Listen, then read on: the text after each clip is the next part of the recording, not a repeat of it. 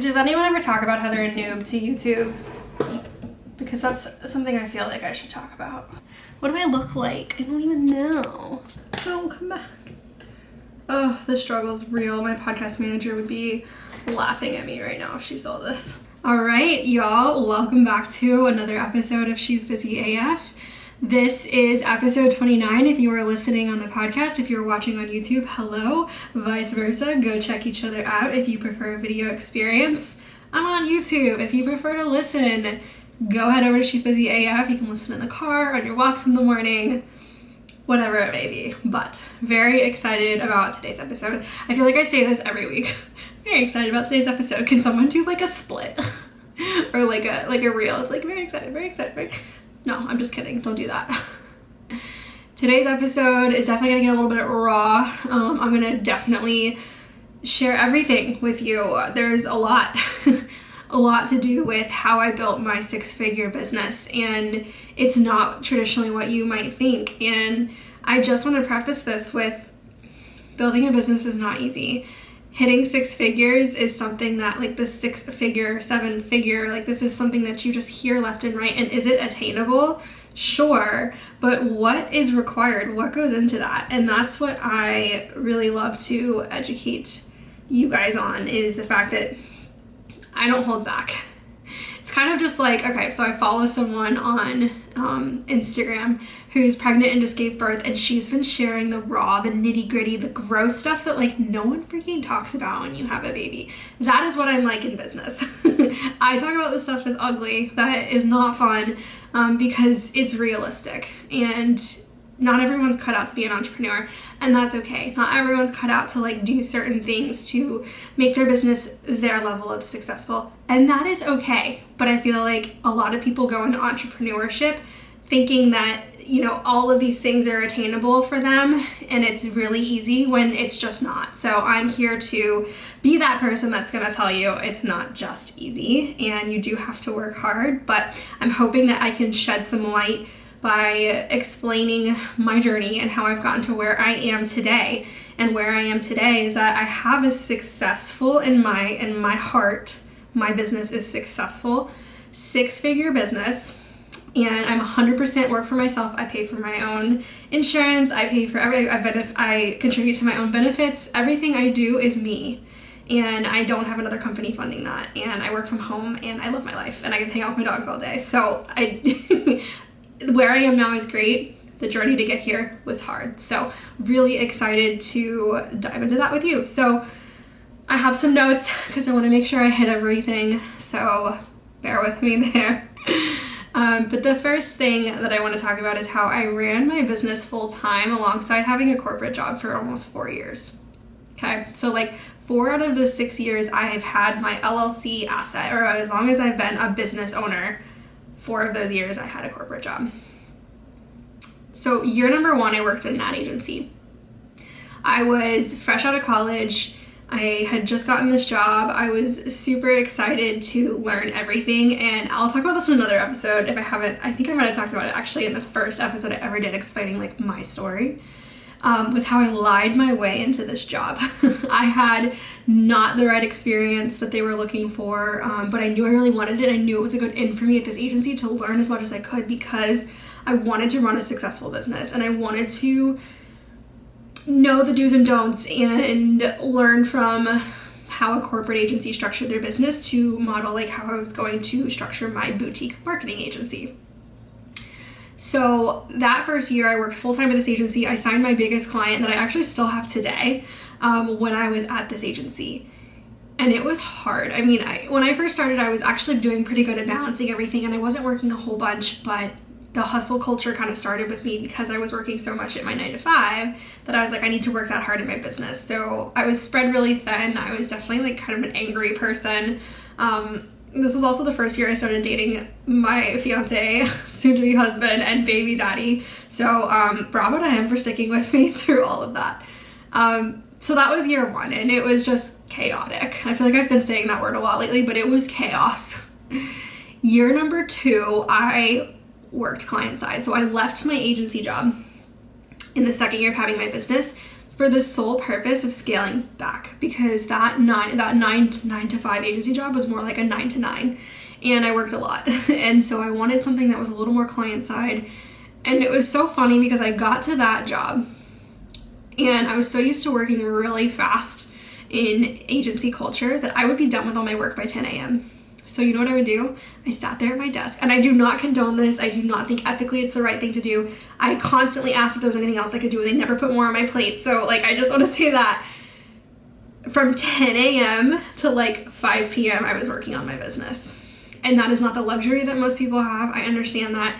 My thoughts were to go into this business, work 9 to 5, have mornings and evenings to build my business. And I just had the luxury of having more than that because I was so like slow at work. And again, it's not ethical, but it's just how it worked for me.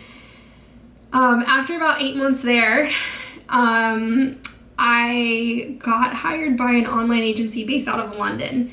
And they were like, hey, you know, they needed a data and insights analyst, which I love data and insights. It's probably like one of my favorite parts of marketing and part of my experience. And actually what's really helped me to build a successful business today is knowing data and insights and knowing what to do with those data and insights based on sales, marketing, finance, like all of the data you can pull in your business, which is amazing. But they needed somebody on their team in the insights team to help with client reporting. So same thing there. I worked 9 to 5, and then I was working on my business outside of that. I was making client meetings happen. This was where things got really serious. And this was actually when I realized I wanted to be more than just a do boy at an agency. Like, I think the vision was there, but I didn't know how to take the leap. And this is where I feel like a lot of entrepreneurs struggle, is finding that balance and knowing when is the right time to take that leap. I wasn't comfortable leaving yet. I'll be completely honest. I liked having health insurance. When I turned 26, I worked at that agency and I was like, oh my God, I'm on my own for health insurance. I'm not on my parents' plan anymore. So this was where I had to make some decisions. I started tracking numbers more at this time within my own business, and I started outsourcing and hiring a team. This was the right move for me. I am not saying it's the right move for you. If you were working at a 9 to 5 at an agency, I've actually seen and worked with clients now who ask to go part-time and scale back, and then they're able to like do half and half with their business, which is phenomenal. I kind of wish I went that route instead of quitting cold turkey, which isn't always realistic with your living situation. So I started tracking numbers and budgeting within my business. I started outsourcing and I started hiring a team. I had a part-time employee and a bunch of contractors. This allowed me to focus on very specific strategic things within my business with the little time I had because of my corporate job. So I focused more on executing client work and working with clients on client strategy. And my employee focused on sales and marketing. And then I had a coordinator also helping with marketing. And then I had other contractors helping me work on client work. So I was focused on strategy. Contractors would come in and they would do the execution of social media, of the other things. So I was able to build this little agency, and we went from a $75,000 a year prior to me building this team to a $135,000 a year, which is my biggest year to date. Last year I did, actually, you know what? I'm not going to go into numbers. Numbers don't really matter. The 6-figure part, cool, that's where we're at. But last year I actually did less than that, and I'll get there in a second of where I'm at now with my business and what's important to me. I don't always think that growing year over year monetarily is the right thing, but again, I will get there. So that was insane. This was like a huge moment for my business. I was like, holy crap, I can do this. Now, how can I scale back? So I was able to scale back and quit that job. And within the matter of a few weeks, the way I was able to scale back within my business by, I released some contractors, I stepped up and took on more work, and we cut way back on like certain software and things that were automating things for me so that I could like come in and like fulfill my salary. A client that we signed wanted me to join their company and buy my business. What? Like, it was kind of perfect timing. I was like, you know what? What success looked like to me at the time was spending more time with friends and family. I didn't want this hustle culture anymore of what I had put myself through by being at an agency. I wanted to take a step back. I had this vision of like having a family, which is what's happening. I still go after my dreams. I had this vision of having a family and traveling and just like having a little bit more mental freedom and not being so tied up with clients. So the idea of allowing my agency to be acquired by this company and joining them and helping them build their company, while I never thought I'd leave entrepreneurship, it felt right. Kind of. I made sure I had a contract that was padded and allowed me to pull clients back if anything would ever happen with that company. And sure enough, 4 weeks into me joining this company and closing the doors to my old company, that company fell through. And I let myself be sad about it for like 2 weeks. I was like, oh my gosh, I made this huge life-altering decision. I had quit the corporate job completely, so I didn't really have that to fall back on anymore. And this thing didn't work out, and money's gonna run out here very soon, like in terms of what I was getting paid by somebody else. So I was like, all right, I have some big decisions to make. And that's when I dove right into creating what you see today, which is Brand Good Time. And I've never felt more aligned. I use air quotes. I've never felt more aligned with a type of business I have, or what I'm even doing until Brand Good Time. And I restructured and redesigned what success looked like to me. And what that looked like to me was not managing a huge team anymore. So in my previous agency that I owned, I had a lot of people I was paying on a monthly basis. I had a lot of like expenses. What success looked like to me now was not being tied to contractors who constantly needed me, because that's how it was. I felt like I couldn't take a vacation without someone needing help. And that could be a problem of how I structured the business, sure, but at the same time, there's still things that need approvals, there's still clients that need work. Like, it just was really hard for me to unplug ever. So what was important to me here was to move into a space where my to-do list wasn't never ending like it is when I feel like you have kind of an agency structure, and move more into a consultant role. And I did that in a couple different pillars.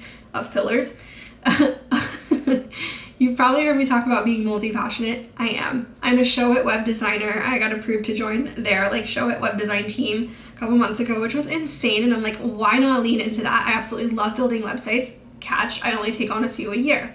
I really love consulting. I don't like this agency structure of implementing work for clients, but I have a couple clients who look to me as a consultant, as their remote CMO, to lean in and help with these amazing strategies to push their business forward and help them stand out from other people. So I'm like, okay, consulting, this is it. And then my favorite part, and what I wanted a year ago, Brand Good Time to be 100%, which I have grown into realizing is not realistic for me and what I want now, is being a mentor, which is so much of what this content is that you see me putting out now. I tried really hard to be a mentor in every sense of the word, but the problem with being just a mentor is that I'm really only guiding and supporting. I'm not helping you implement or really create strategies. So my mentorship style is very blended. I like to work with entrepreneurs, aspiring entrepreneurs, small business owners in a way where we are developing strategies for your business, but based on, what I know, and plus some pulling in some innovative ideas I have that, just come up because I'm at a place now where that just happens, and it's kind of weird. If you're in that spot too, obviously if you're a service-based business and you are strategically coming up with ideas for your clients, it's just kind of funny how ideas will fall into your lap when someone tells you a struggle they have, and you're just where did that come from? It comes from up here.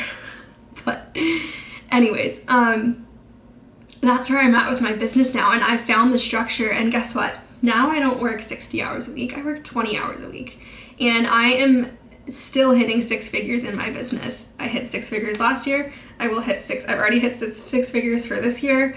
And I'm not saying that hitting 6 figures or money is important, but 6 figures is what gives me success in my business. It's what allows me to pay a lot of money every single month for my dogs, pay for my own medical insurance, pay for my car and my car insurance. It allows me to be able to provide for my future family, which is nuts. I'll be paying for my wedding completely myself, my photographer, everything. That's what it gives me, and nothing more. And I could talk about this in another very long drawn out way about tax strategy and stuff, but I don't believe in frivolous earning. Is that like the right way to say that? But I just don't believe that I need to be making 7 figures and stressing myself out if I don't hit that. I have a goal to hit a certain amount each month, and if I make anything over that, it's amazing. I can put more into my retirement fund. I can go treat myself to something. Like they're not in here, but I bought a pair of AirPods like 2 months ago because I had a really good month, and it was like a month that I hit like 5K over my goal, and I was just like, awesome. You know, like I'm gonna treat myself. And that is just what feels right to me. Maybe one day in the future, I'll want an agency again. Maybe one day in the future, I want to go back to a corporate job where I feel like stability, which I don't always think corporate jobs over entrepreneurship are more stable, but in some like instances it can be. Maybe I'll go back to a corporate job. Maybe I want that team structure again, and I just don't want to be responsible for all of the team structures.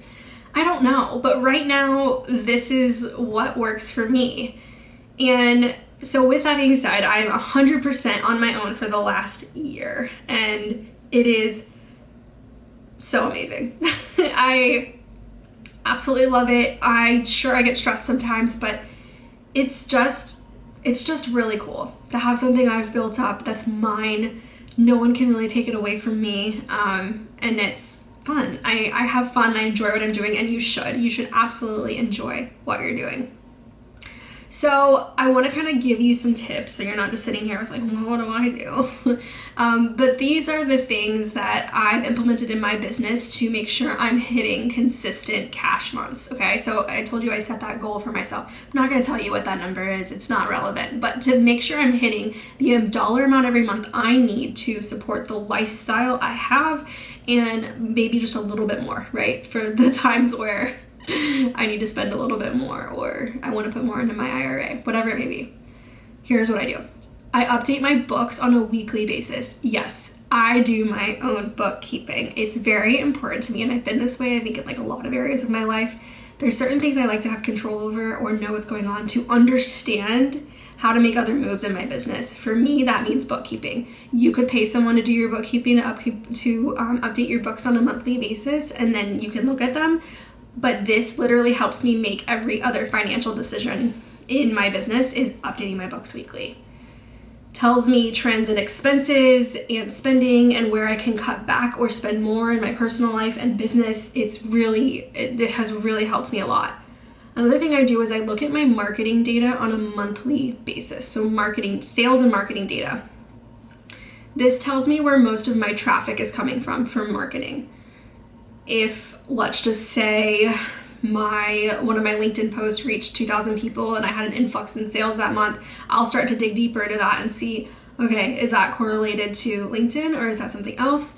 But over time, there are correlations between money and data. So this is really important for us to look at monthly, and also so that I can make decisions on how I'm going to market moving forward, because here's the thing. The way people buy changes over time.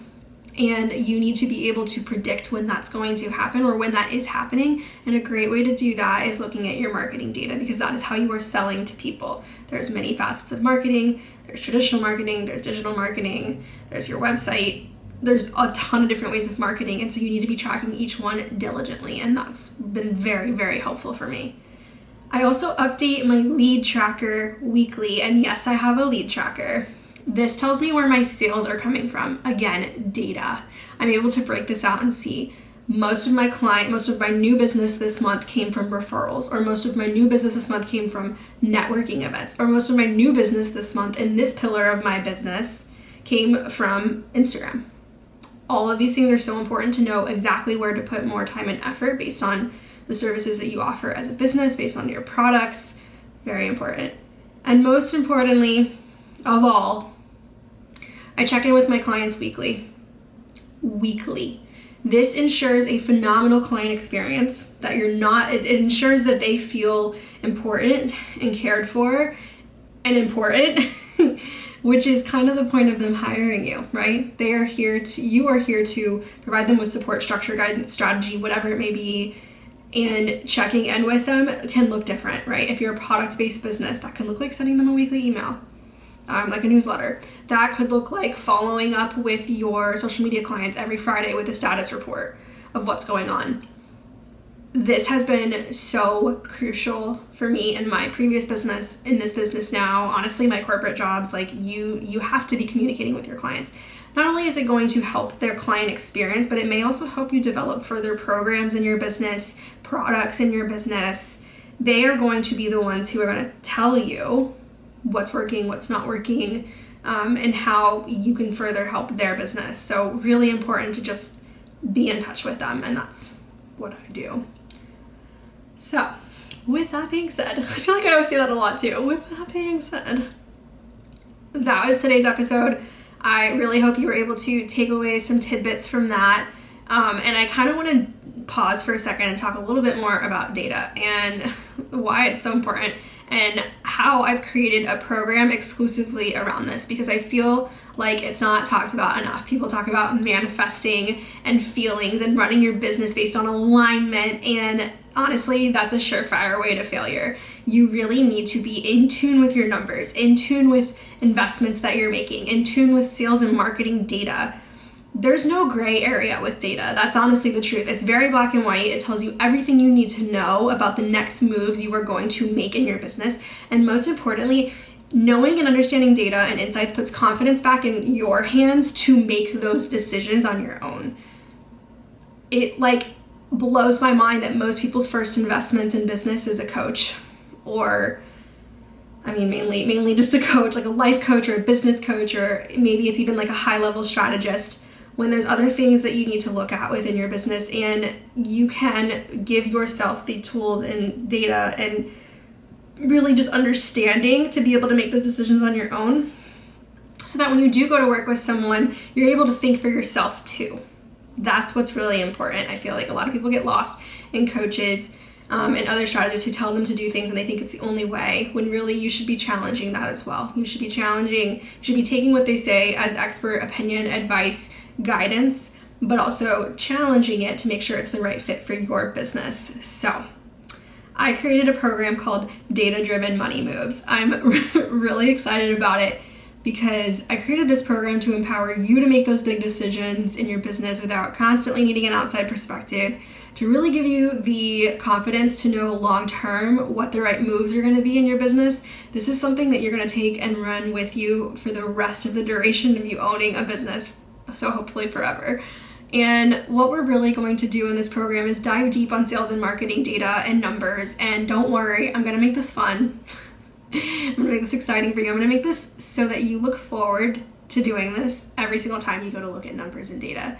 You're gonna walk away with all the tools you'll need for a kick-ass end of 2021 and a really badass start to 2022. So there's 2 parts to this. It's gonna be a 3-part masterclass and a 4-week live group consulting program. That's right, consulting program, not coaching, because I believe wholeheartedly in individualized support, and that's exactly what you're gonna get no matter what stage you are in your business. So I'll be sure to link in my show notes if you're listening on the podcast, and I'll put it in the description on YouTube for more info. We kick off on September 20th for the live part of the program, and I'm just so excited. I'm really excited to bring this kind of accessible way of thinking to you, and to be able to also dive into the trenches with you and help you with data and numbers in your business to draw valuable insights and be able to make big decisions. So more info on that. And with that being said, again, thank you for listening to today's episode of She's Busy AF.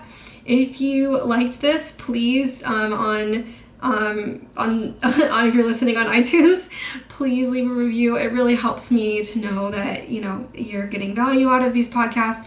And if you're listening on YouTube, please give it a thumbs up and subscribe to my channel. It would really mean the world to me. I'm just really trying to reach more entrepreneurs, help more people, spread the good word of good and bad word of entrepreneurship, if we're being completely honest here, because it's not all good, like I said in the beginning, but that's realistic. So yeah. Anyways, thank you for joining me today, and I will see you on the next episode of She's Busy AF.